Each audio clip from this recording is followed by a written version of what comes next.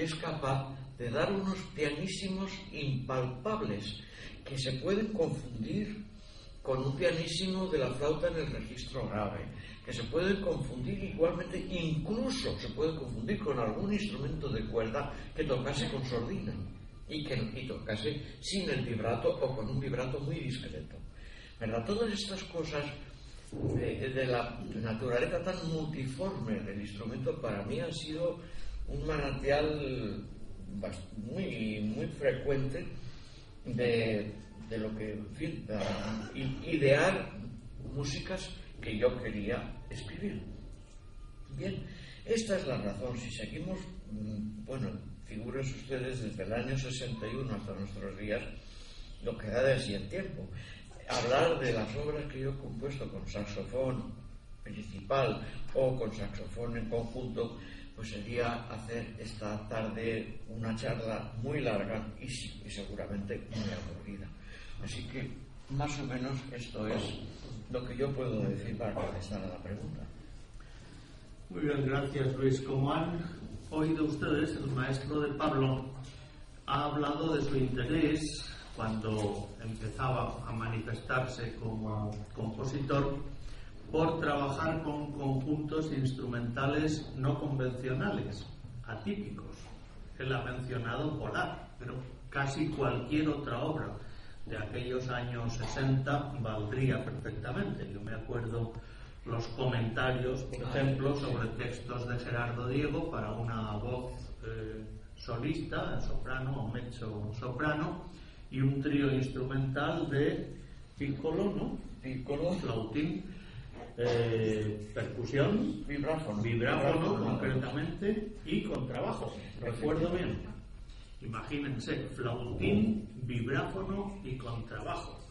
De hecho, en alguna ciudad, Barcelona, para no andarnos con rodeos, hubo problemas para encontrar el vibráfono, ¿no? Vamos, en realidad, era un instrumento que hoy está en cualquier concierto de música contemporánea, pero que no era común precisamente a finales de los años 50 o primerísimos 60. Bueno, yo quería hacer una matización. Era más bien lo contrario. Fue en Barcelona donde encontramos el vibráfono. Perdón. Porque, y es donde se estrenó la obra, justamente. Porque en otros lugares, claro está que había vibráfonos, pero había vibráfonos en las salas de fiestas, ¿verdad? Que servían de ambiente y que todos ellos tenían como punto de referencia a gran vibrafonista de jazz, Lionel Hampton. Sí. ¿Verdad? Que era algo así como el Duke Ellington del vibráfono o algo parecido, ¿verdad? Un señor que tocaba el vibráfono como los propios Ángeles, pero como era lógico, lo que tocaba era jazz. Y el vibráfono entre nosotros, quiero decir, en España, todavía no había hecho su entrada en la sociedad de la música culta. Eso duró un cierto tiempo, porque la obra se repitió en Madrid y se repitió en algunos otros sitios más, y siempre teníamos que recurrir al vibráfono catalán, porque no había otro, y con su intérprete, naturalmente, que era Armengol. Venía con su vibráfono debajo del brazo y podía hacer la obra porque era lo único que podía hacer. Y eso pasaba con otros instrumentos, por ejemplo, pasaba con la flauta en sol. Por ejemplo, la flauta en sol hoy en día es una cosa, me parece que la van a escuchar esta noche. Sí, creo que sí. Es una flauta que tiene un registro que va más grave que la flauta corriente, que se detiene en un do, y la flauta en sol, como su nombre indica, pues va una cuarta más abajo, hasta el sol. Pues bien, la flauta en sol que había en España en los años 50 y principios de los 60 era la de Salvador Gratacós, también catalán. Y también que tenía que ir de importación a todas partes donde el instrumento hacía falta. Hoy en día la flauta en sol es un instrumento como otro cualquiera. Eran años de escasez, no solamente alimenticia, sino también musical, ¿verdad? Y bueno, pues pasaron por fortuna y ya está. Retomo el hilo. En aquella época, efectivamente, compuso para conjuntos instrumentales muy atípicos. buena costumbre que se mantiene hasta hoy mismo. De hecho, la obra que cierra el programa, la Ouverture à la Française, es un dúo para saxofón y flauta. No creo que conozcan ustedes muchas obras para saxofón y flauta.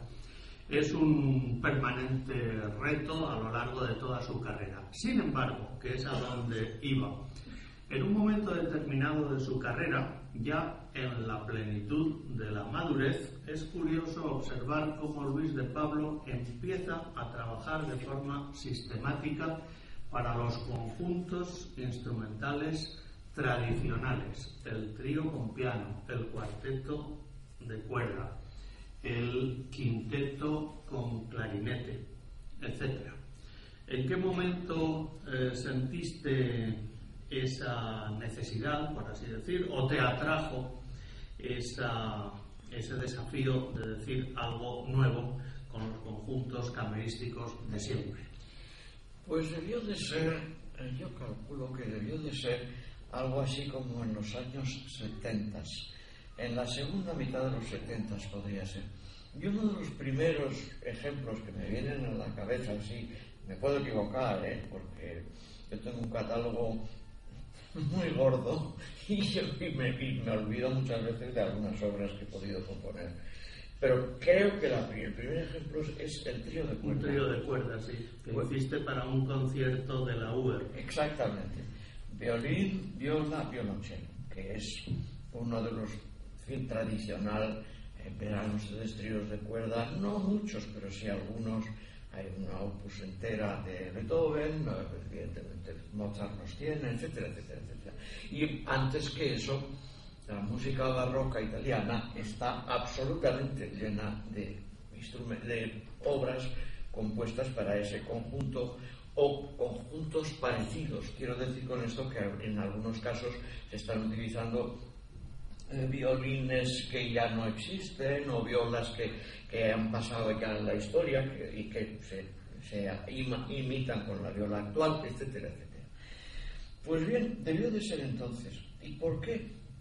Pues voy a intentar contestar, pero la verdad es que me lo he puesto un poco difícil, porque en el fondo el resultado era necesidad. Yo tenía ganas de servirme de esos procedimientos, podríamos decir, tradicionales de producir sonido, de conjuntos que tienen un larguísimo pasado, pero con una música que fuese mía. No se trataba de imitar las sonatas a trío o sonatas a dúo de Corelli o de quien fuese, ¿verdad? Sino hacer música personal con esos medios. De alguna forma era un desafío al frente a mí mismo de decir, estos instrumentos que tienen un pasado tan rico también pueden ser utilizados de una manera distinta.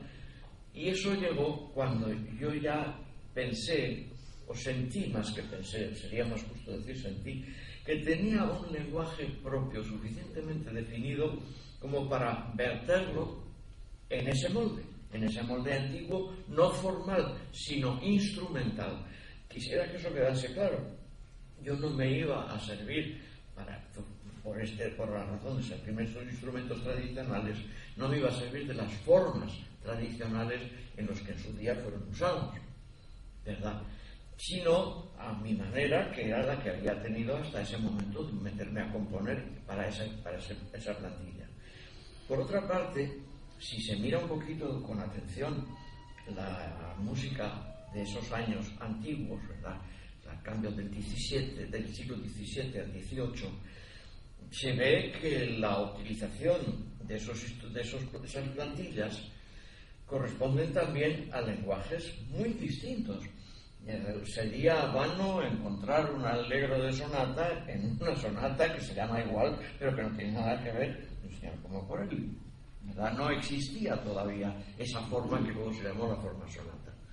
Bueno, yo tengo muchos defectos y uno de los más gordos es la curiosidad. Y si fui hacia adelante es porque quizá también antes había visto hacia atrás que mis colegas de hacía muchos años se habían movido con la misma soltura y hasta desfachatez que me podría mover yo. Evidentemente